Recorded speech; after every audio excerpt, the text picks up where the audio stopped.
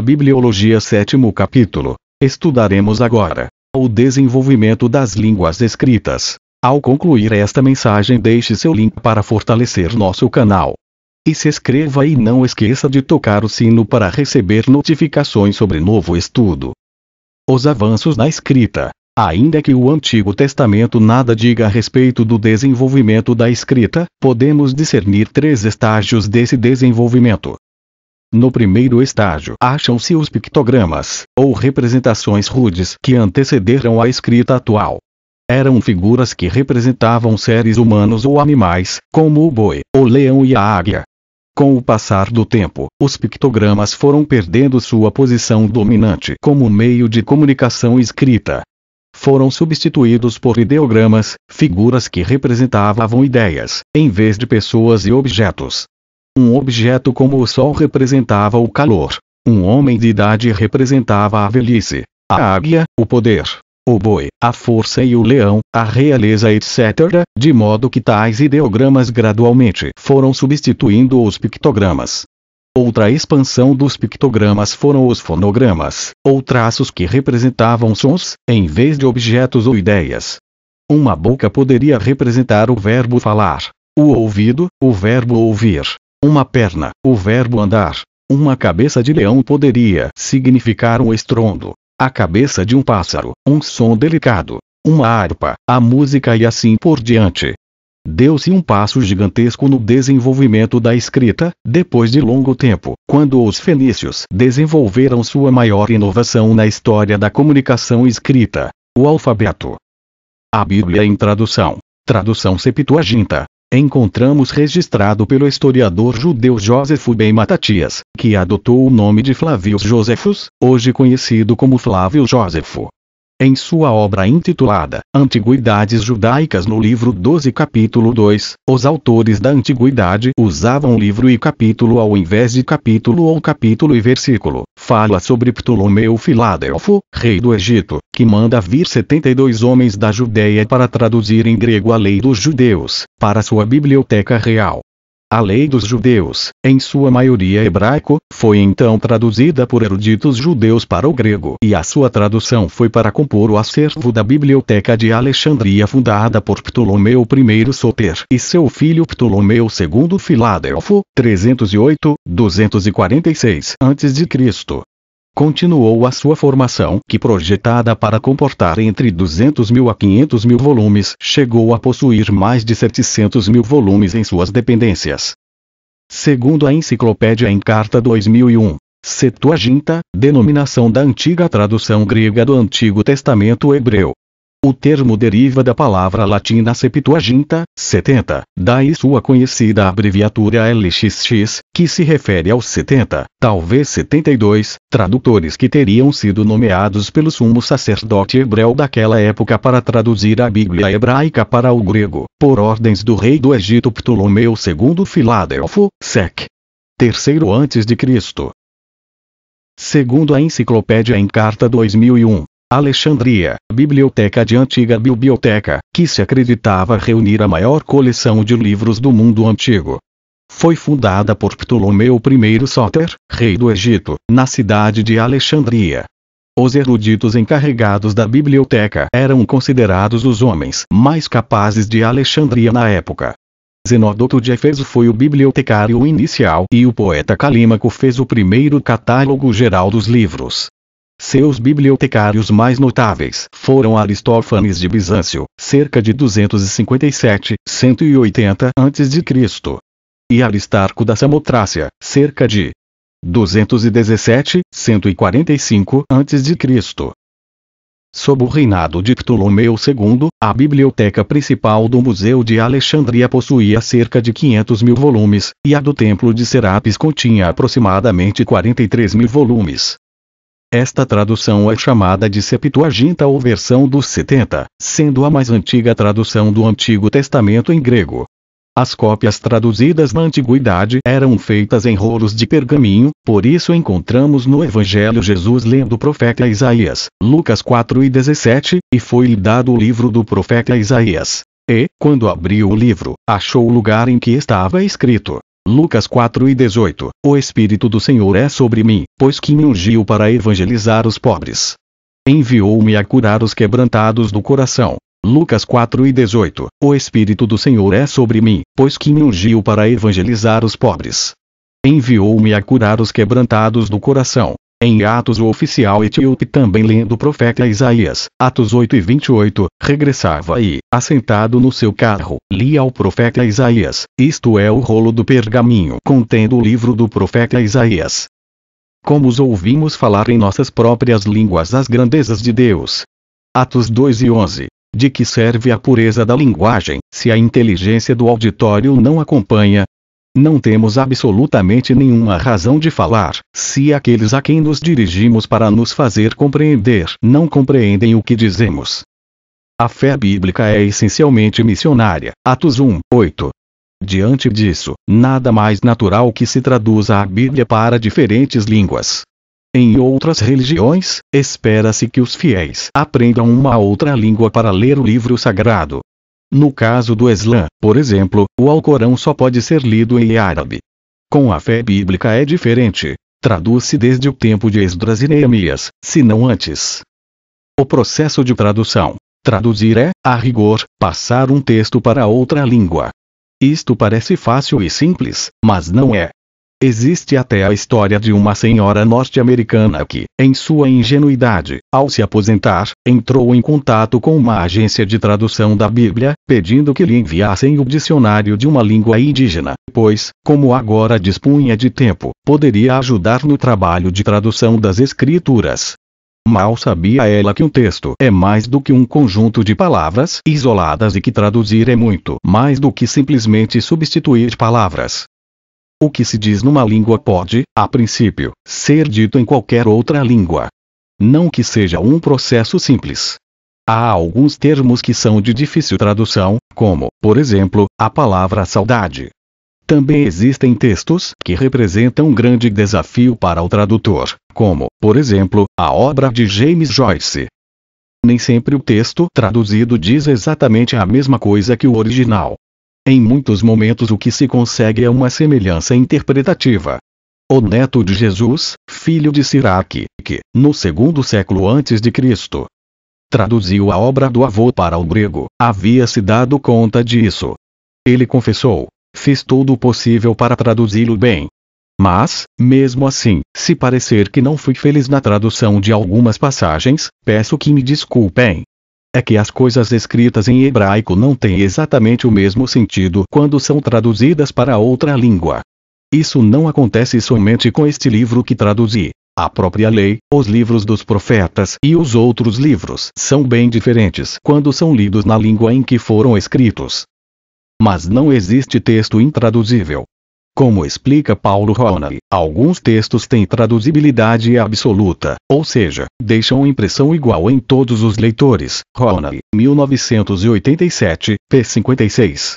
Já a tradução de textos literários é uma aproximação, não havendo uma tradução perfeita e definitiva. O caso extremo é a poesia. Segundo Robert Frost, poesia é aquilo que se perde na tradução. Ronald, 1976, p. 79. A Bíblia tem muito de literatura, especialmente os trechos poéticos. Isto talvez ajude a explicar o constante surgimento de novas traduções. O panorama linguístico atual. Existem em todo o mundo, hoje, aproximadamente 6.700 línguas vivas. Calcula-se que, no século XV, esse número chegava a 15.000. Essas 6.700 línguas chegam, na verdade, a 41.000, caso se levar em conta os dialetos, que são formas locais de uma língua. A metade dessas línguas é falada na região da Ásia e do Pacífico, segundo divisão do mundo em 4 regiões, adotada pelas Sociedades Bíblicas Unidas. Aproximadamente 31% delas são faladas na África, 15% nas Américas, e só 4% na Europa. Na verdade, 96% da população mundial conseguem se comunicar fazendo uso de apenas 4 línguas diferentes. A língua mais falada no mundo é, hoje, o mandarim chinês, com uns 900 milhões de falantes. Em segundo lugar vem o espanhol, com quase 400 milhões. Em terceiro lugar, o inglês, seguido de bengali e hindi. O português aparece em sexto lugar, seguido de russo e japonês. Na Europa, 730 milhões de pessoas falam 25 línguas vivas. Nas Américas, 830 milhões de pessoas falam 1000 línguas diferentes. No Brasil, apesar da impressão de sermos um país unilingüe, são faladas umas 170 línguas indígenas. Somadas à situação das populações alofônicas, italianos, alemães, ucranianos, japoneses, árabes, etc., chega-se perto de 200 línguas faladas no Brasil. Traduções da Bíblia em perspectiva histórica. A primeira tradução bíblica literária, isto é, escrita, foi a grega, feita nos 3 últimos séculos antes de Cristo e conhecida como Septuaginta, versão dos 70 abreviava-se LXX. Foi a versão mais citada por Jesus e pelos autores do Novo Testamento e os cristãos primitivos. Na era do Novo Testamento, as traduções foram surgindo na medida em que a fé cristã ia avançando pelo mundo. Traduções latinas, por exemplo, começaram a aparecer por volta de 200 depois de Cristo, após as perseguições do Império Romano. Assim, em 1804, quando iniciou o movimento das sociedades bíblicas, com a fundação da Sociedade Bíblica Britânica e Estrangeira, a Bíblia tinha sido traduzida para 68 línguas. Em 1940, a tradução da Bíblia alcançou 1000 línguas. E em 1984 a Bíblia toda ou em parte achava-se traduzida em 1795 línguas e dialectos. Em 2000, a tradução da Bíblia alcançou 383 Bíblia, 987 Novo Testamento, 891 por 672 transtorno do espectro autista. Total 2042 línguas diferentes.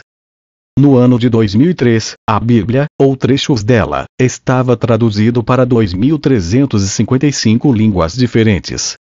De acordo com as Sociedades Bíblicas Unidas, a Bíblia já foi traduzida, até 31 de dezembro de 2007, para pelo menos 2.454 línguas e dialectos, sendo o livro mais traduzido do mundo. Esta-se cumprido o que diz a Escritura. Mateus 24, 14 E este Evangelho do Reino será pregado em todo o mundo, em testemunho a todas as gentes, e então virá o fim. Atos 2 e 11 Como os ouvimos falar em nossas próprias línguas as grandezas de Deus. Romanos 10 e 18 Mas digo, porventura, não ouviram? Sim, por certo, pois por toda a terra saiu a voz deles, e as suas palavras até aos confins do mundo.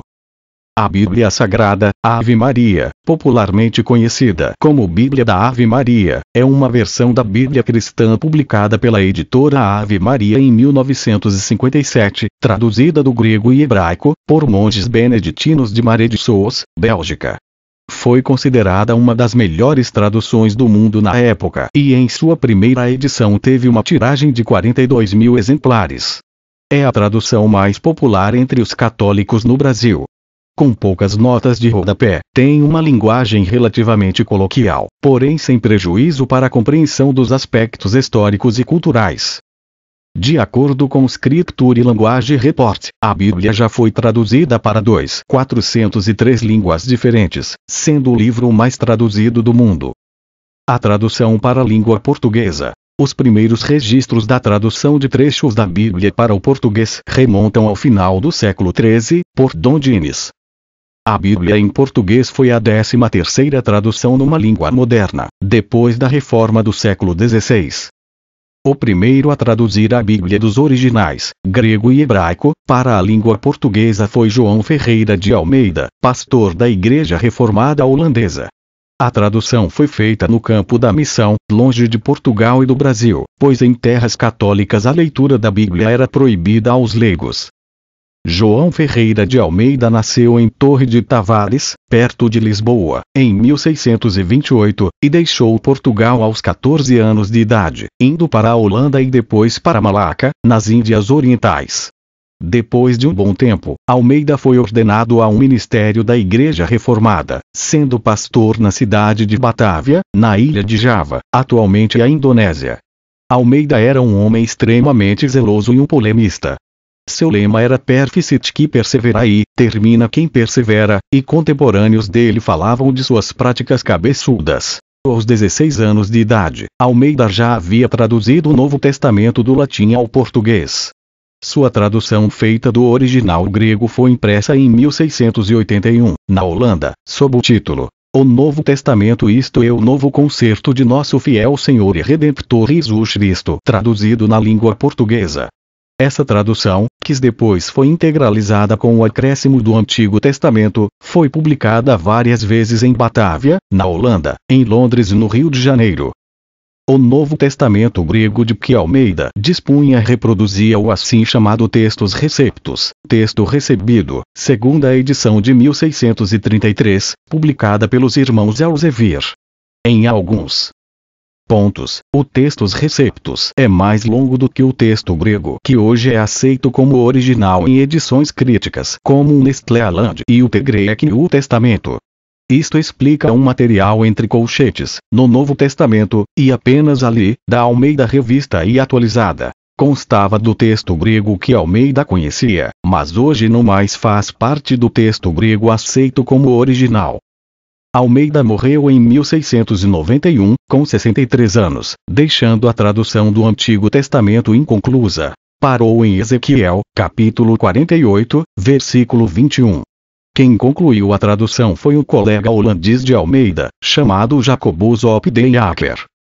A Bíblia toda só foi publicada em 1753. Essa tradução, com atualização ortográfica e pequenas modificações em relação ao primitivo Almeida, é conhecida como Almeida Revista e Corrigida, ARC. Almeida Revista e Atualizada, ARA, em 1943, as Sociedades Bíblicas Unidas decidiram publicar uma revisão da tradução de Almeida. Esta tarefa foi continuada pela Sociedade Bíblica do Brasil, que foi fundada, no Rio de Janeiro, em 1948. Feita a partir da 16ª edição do texto grego editado por Erwin Nestlé, que foi sendo reimpresso sem alterações até a 25ª edição, a tradução do Novo Testamento da Almeida Revista e Atualizada foi publicada em 1952. A revisão do Antigo Testamento foi concluída em 1956. A Bíblia toda foi publicada em 1959.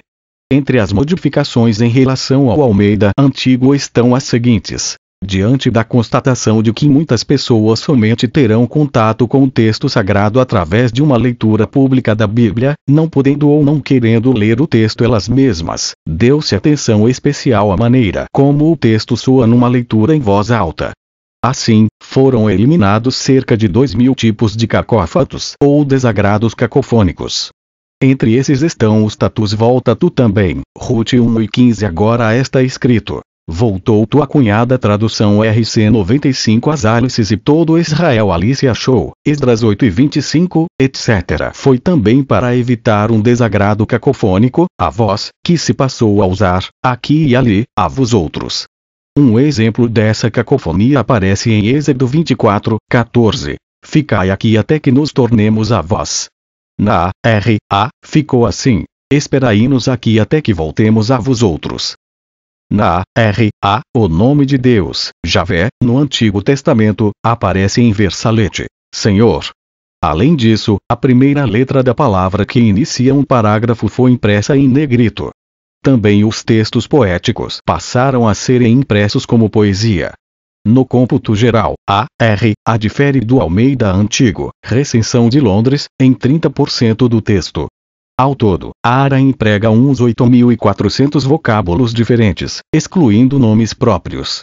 Duas figuras de proa no trabalho de revisão e atualização de Almeida, no Brasil, foram o Dr. Paul W. Schelp, eminente biblista e professor do Seminário Concórdia de Porto Alegre, e o Reverendo Antônio de Campos Gonçalves, renomado vernaculista, à época radicado no Rio de Janeiro.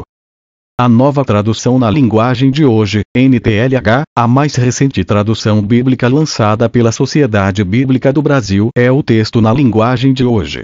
O projeto teve início em 1966, sendo que um Novo Testamento saiu do prelo em 1973. A Bíblia completa foi publicada em 1988. Em 2000, foi lançada a nova tradução na linguagem de hoje, que é, a rigor, uma segunda edição desse texto, pois consiste em alguns pequenos retoques no at, Senhor em lugar de Deus eterno, aleluia em lugar de louvem o Deus eterno, etc., e uma revisão mais aprofundada da tradução do Novo Testamento. Uma das diferenças mais palpáveis entre a NTLH e a Almeida diz respeito ao vocabulário.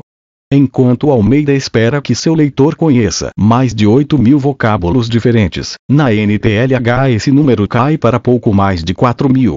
Isso fica dentro de uma faixa aceitável, pois a maioria dos falantes da língua usa, de forma ativa, apenas uns 3.000 vocábulos, mesmo que seja capaz de entender, de forma passiva, muito mais do que isso. Uma tradução em linguagem comum. A NTLH é uma tradução em linguagem comum. Embora linguagem comum seja, por vezes, entendida como sinônimo de linguagem simples, o conceito não é exatamente idêntico. Linguagem comum é a linguagem que a maioria da população de um lugar, de norte a sul, de leste a oeste, tem em comum. Isto significa que regionalismos não fazem parte de uma tradução dessas. O mesmo se aplica ao linguajar erudito, inacessível às pessoas de pouca escolaridade, e à linguagem vulgar, inaceitável para os mais eruditos. Na prática, a linguagem comum é aquele meio termo que é acessível às pessoas menos instruídas e que é aceitável às pessoas mais eruditas. Outras características da NTLH. A NTLH também se caracteriza por dividir o texto em unidades menores. Um exemplo disso é o que acontece em Efésios 1, 3, 14, que é, possivelmente, um dos períodos mais longos do Novo Testamento. Foi dividido em 5 parágrafos. Além disso, ela torna explícitos dados que estão implícitos. Exemplos disso é Espírito de Deus, onde normalmente se lê Espírito, e Escritura Sagrada, onde, a rigor, o original traz apenas Escritura.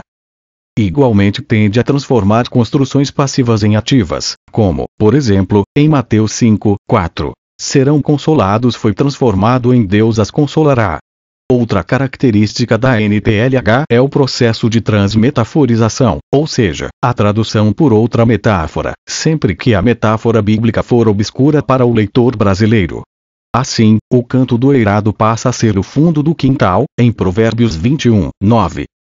Quando não há equivalente satisfatório para a metáfora, adota-se a desmetaforização, isto é, a eliminação da metáfora por completo. Isto acontece, por exemplo, em Provérbios 5,15, onde beber a água da própria cisterna foi traduzido por seja fiel à sua mulher. Um exame do contexto revela que é exatamente isto que se quer dizer. Princípios de tradução. No nível conceitual, a grande diferença entre Almeida e NTLH tem a ver com princípios de tradução. Almeida opera com o que se chama de princípio de equivalência formal.